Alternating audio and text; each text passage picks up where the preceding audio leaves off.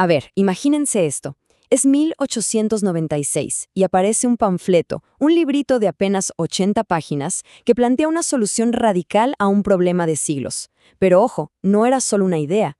Era literalmente un manual de instrucciones para construir una nación desde cero. Hoy vamos a desglosar esa visión, la audaz y controvertida visión de Theodor Herzl en El Estado judío.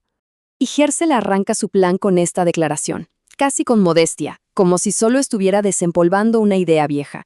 Pero bueno, esta simple frase se iba a convertir en la chispa que encendió uno de los movimientos políticos más transformadores y sí, también más polémicos del siglo XX, el sionismo. Pero Herzl no empezó por la solución. No. Como si fuera un médico, primero se dedicó a hacer un diagnóstico implacable. Para él era imposible curar la enfermedad sin entender de dónde venía. Y todo comenzaba con lo que en esa época se conocía como la cuestión judía. Y aquí, ojo, porque esta es la clave de todo su argumento. Herzl insistía en que el antisemitismo no era un simple prejuicio que se iba a curar con el tiempo o con buena voluntad. Para nada.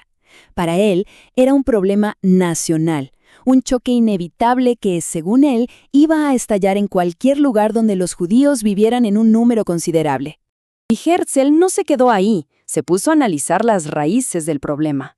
Y lo más irónico de todo es que, según él, la emancipación, o sea, el proceso por el cual los judíos obtuvieron derechos civiles y salieron de los guetos, en realidad había empeorado las cosas.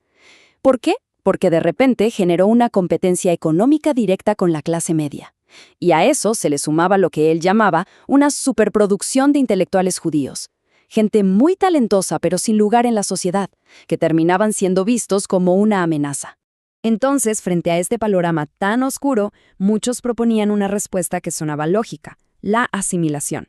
¿Por qué no simplemente disolverse en las culturas europeas, dejar de ser diferentes y así, pues, eliminar el conflicto? La respuesta de Herzl a eso fue un no rotundo, tajante. Él argumentaba que la asimilación era una fantasía, que cualquier intento, ya fuera adoptando el idioma, las costumbres o incluso teniendo éxito económico, solo generaba más resentimiento y más hostilidad. Su conclusión era brutal. El mundo, sencillamente, no los iba a dejar en paz. Y aquí viene la conclusión más sorprendente de su diagnóstico. Paradójicamente, todo ese odio y ese rechazo no los habían destruido. Al contrario, los habían unificado. Para Herzl, la presión externa había terminado por forjar a los judíos, que estaban dispersos por todo el mundo, en un solo pueblo, en una nación moderna unida por un enemigo común. Ok, entonces, si el problema era nacional, la solución tenía que ser, pues, nacional también. Y aquí es donde Herzl deja la teoría y se lanza con una propuesta tan radical como su diagnóstico: la creación de un Estado. Y no era un sueño vago, Era un verdadero plan de ingeniería social y política. Su plan se apoyaba básicamente en dos pilares. Primero, la Society of Jews, que vendría a ser como el cerebro político, una especie de gobierno en el exilio encargado de negociar con las potencias del mundo para conseguir un territorio soberano. Y segundo, la Jewish Company, que sería el motor económico, una corporación gigante para organizar la migración masiva y financiar la construcción de la nueva nación. Pero claro, la pregunta del millón: ¿dónde construir este nuevo país? Y aquí vemos la mente tan práctica de Herzl en acción.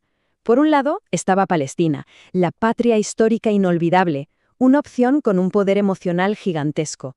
Pero, por otro lado, consideraba fríamente a Argentina, un país rico, enorme y con poca población. Era una elección que ponía el corazón contra la razón. Pero el plan de Herzl no era solo sobre fronteras y política, para nada. Su visión iba mucho más allá. Llegó a detallar cómo sería la vida en esta nueva sociedad. Y lo que se imaginó no era una copia de Europa, sino algo radicalmente nuevo y, en muchos sentidos, muy adelantado a su tiempo. Miren este ejemplo, la jornada laboral de 7 horas. Pensemos que estamos a finales del siglo XIX. Esto era revolucionario y no era un detalle menor, sino toda una declaración de principios. El trabajo en este nuevo estado sería un derecho y no una forma de explotación. Él quería crear un estado modelo, un faro de progreso social para el mundo entero.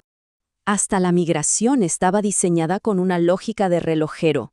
No iba a ser una estampida caótica, un sálvese quien pueda. No, no.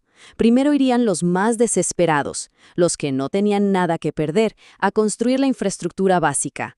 Después, los pobres. Y solo después, cuando el país ya estuviera funcionando, llegarían las clases más acomodadas y, por último, los ricos. Era un plan para construir la nación de abajo hacia arriba.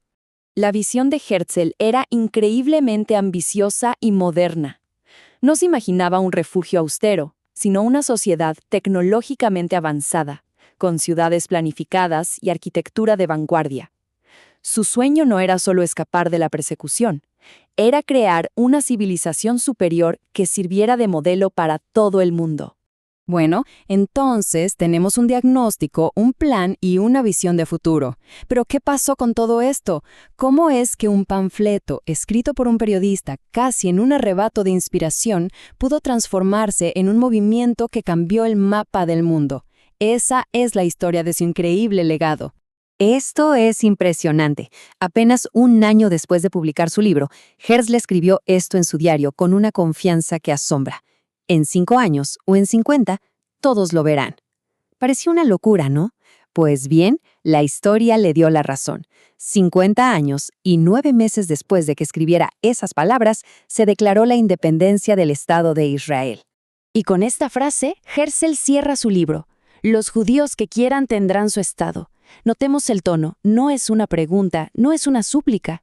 Es una declaración de intenciones, una afirmación radical de que el futuro de un pueblo no dependía de otros, sino de su propia y única voluntad.